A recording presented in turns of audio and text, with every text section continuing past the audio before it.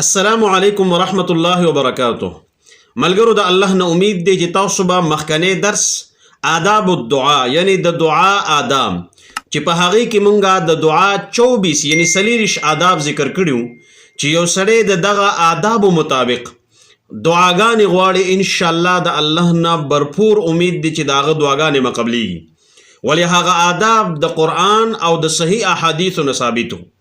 او په هر یو باندې مونږ د قرآن آیت او د نبی پاک صلی الله علیه و آله وسلم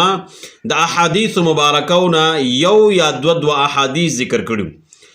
نننی درس کې مونږه هغه الفاظ ذکر کوو، هغه کلمات ذکر کوو چې یو بنده د الله نه دعا غواړي او غوښتنه کوي د الله نه او دغه کلمات په خپل دعاګانو کې وي نو دعاګانې به قبلي. خلاصه دا شوله چې کم کلمات دي، کم الفاظ دي چې د هغې په ویلو سره د انسان او د بنده دعا قبلیږي. نو راځئ په دې ویډیو کې ګورو. لومبنی د هغې کلماتو نه دی اسم اعظم د الله ته وسیله کول. د الله نوم لوی نوم چې کوم دی هغه الله ته وسیله کول. لکه په دې باندې موږ سره 2 احادیث دي او کم کلمات دي نو هغه دا دي. بریده رضی الله عنه فرمایي و یقینا نبی علیه الصلاة والسلام د یو سړي نه واورېدل چې هغه ویل اللهم انی اسألک بانک انت الله لا اله الا انت الاحد الصمد الذي لم يلد ولم يولد ولم يكن له كفوا احد. معنی دا ده چې یا الله مونږ تا نه سوال کوو په دې چې یقینا ته الله نشته دی لایق د بندګۍ مگر تی الاحد یکی یوی الصمد بے حاجتی بے نیازی الذي هغه ذات لم یلد ولم یولد چې نه د نه بره څوک شته او نه ښکته نه د چا نه پیدا او نه د نه څوک پیدا دي ولم یکن له کفوا احد بره او ښکته څه کوي چې یو شانم د سره نشته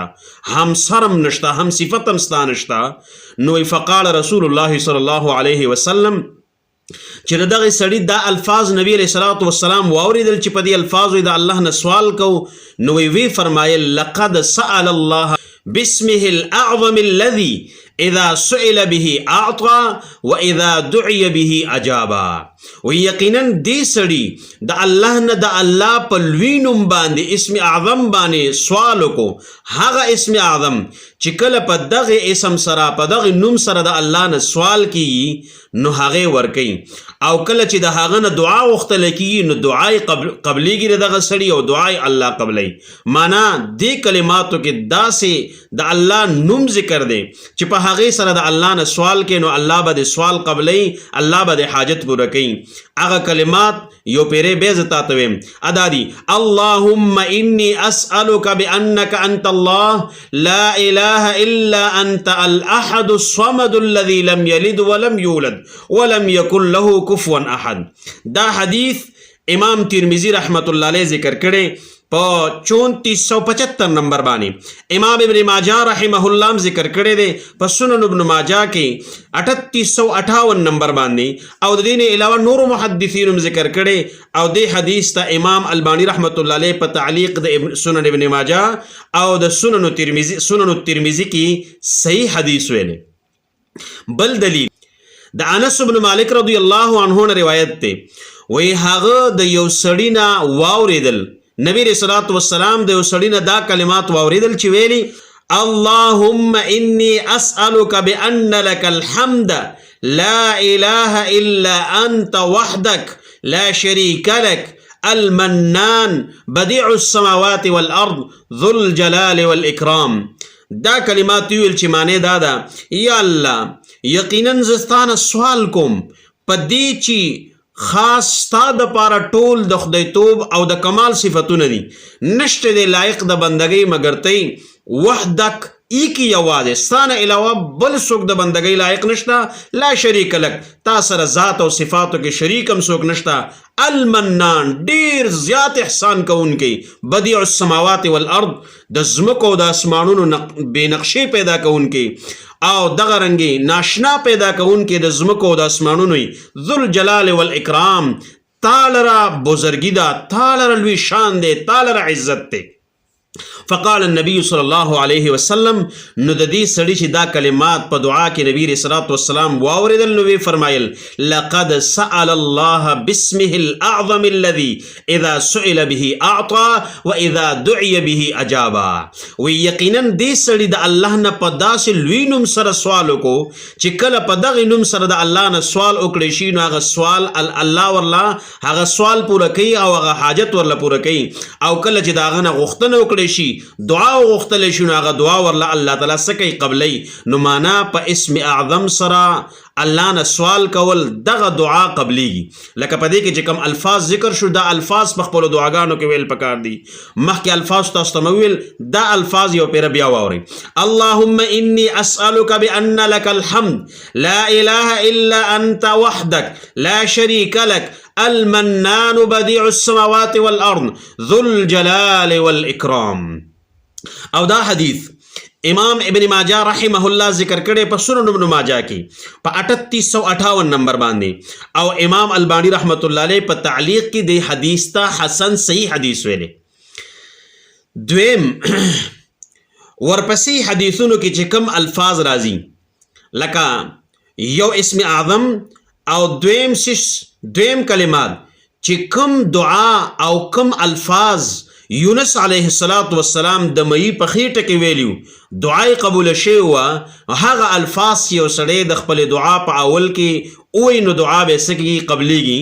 لکه ګوره حدیث کې راځي د سعد رضی الله عنه نه روایت ته وی رسول الله صلی الله علیه و آله وسلم فرمایلی دعوت ذنون اذا دعا ربه وهو في بطن الحوت. وی دعا د مئی والا یعنی د یونس علیه السلام کله چې هغه د خپل رب نه دعا غوښتلې وه وهو فی بطن الحوت په داسې حال کې چې هغه د مئی په خېټه کې کومه دعا هغه دا چې لا اله الا انت سبحانك اني كنت من الظالمين فانه لم يدع بها رجل مسلم في شيء قط الا استجاب الله له. و یقینا په دې دعا باندې په دې کلماتو باندې هیڅ یو مسلمان دعا نه کوي مگر الله تعالی هغه دعا څه کوي قبلي. معنی په دې کلماتو سره چې کوم سړي دعا وغوښتله نو دعا به څه کوي قبليږي. لکه د یونس علیه السلام دعا څه شوی وه قبول شوی وه. دا حدیث امام حاکم رحمه الله په خپل مستدرک کې ذکر کړي او د دې حدیث نمبر دی 1862 او امام ترمذی ذکر کړي په خپل سنن کې په 3505 نمبر باندې، او امام البانی رحمت الله علیه د حدیث ته صحیح حدیث ویل. دریم الفاظ سدي چې په هغه سره دعاګانې قبليږي. د عباد ابن صامت رضی الله عنه نه روایت ته وی رسول الله صلی الله علیه و آله وسلم فرمایلی من تعار من الليل وی څوک چې د شپې را پاسيږي فقال او د وی سوی د کلمات غوښه آسان کلمات دي لا اله الا الله وحده لا شريك له له الملك وله الحمد وهو على كل شيء قدير الحمد لله وسبحان الله ولا اله الا الله والله اكبر ولا حول ولا قوة الا بالله. دا کلمات وی ثم قال او بیا وی رب اغفر لی یا الله ما ته بخنو کی، او قال یا نبی علیہ الصلوۃ والسلام فرمایلی دي چې ثم دعا او بیا د دې کلماتو نه پس بیا د دعا وغواړي استجیب له نو د لپاره به قبولتیا کی معنی د دعا به قبلیږي. فان توضأ وصلى قبلت صلاته کچرته او دسیو کو د شپې را پاسې دا کلمات ویل او دسیو کو وصلى او به منځ کو نو قبلت صلاته منځ بهم قبلیږي دعا بهم قبلیږي.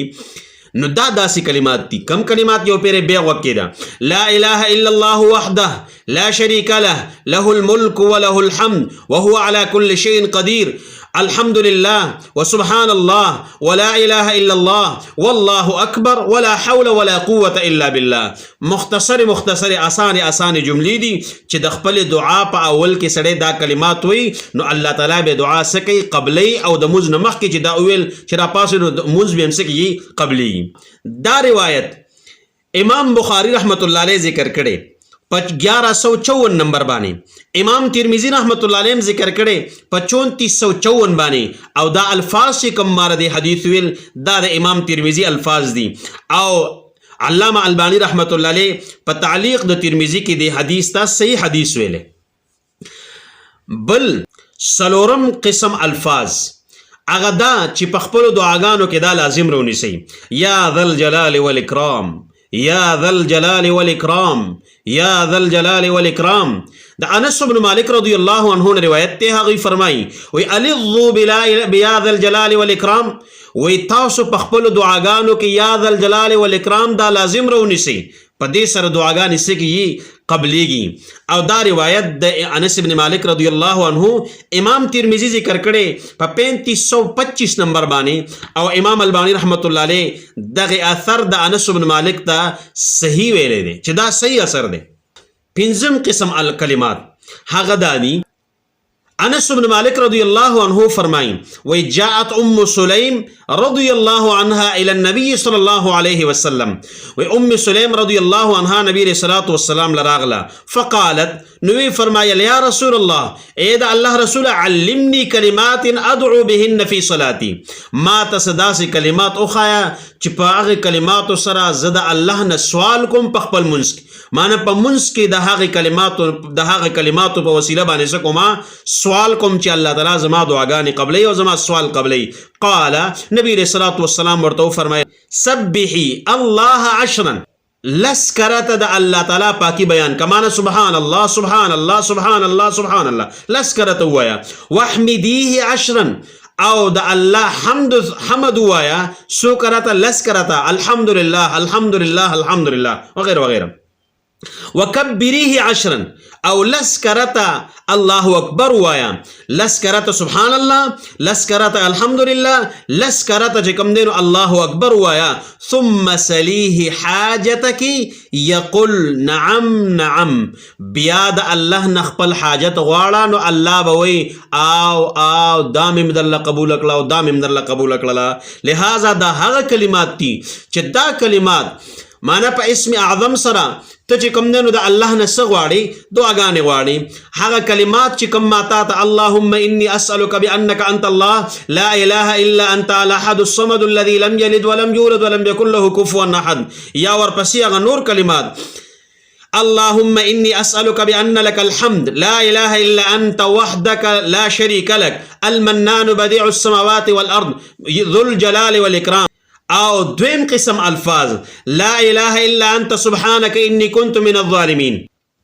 دریم قسم الفاظ هغه اوږده الفاظو لا اله الا الله وحده لا شريك له له الملك وله الحمد وهو على كل شيء قدير الحمد لله وسبحان الله ولا اله الا الله والله اكبر ولا حول ولا قوة الا بالله.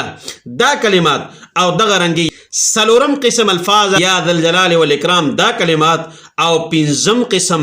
لس پیر سبحان الله ویل، لس پیر الحمدلله ویل، لس پیر الله اکبر ویل د خپل دعا نه مخکې، او خصوصا دا په منځ کې چې په منځ کې کله دعا غواړي منځ کې د درود شریف نه پس دعاګانې غوښتل شي، په سجده کې غوښتل شي، په رکوع کې غوښتل شي، نو دا ته لس لس کرته سبحان الله، لس کرته الحمدلله، لس کرته چې کوم دینو الله اکبر مخکې وایا دعا غواړه نو ان شاء الله الله تعالی به دعا سکی، دعا بر قبلې الله تعالی دې زموږ دعاګانې قبول کړي. والسلام ورحمت الله وبرکاته.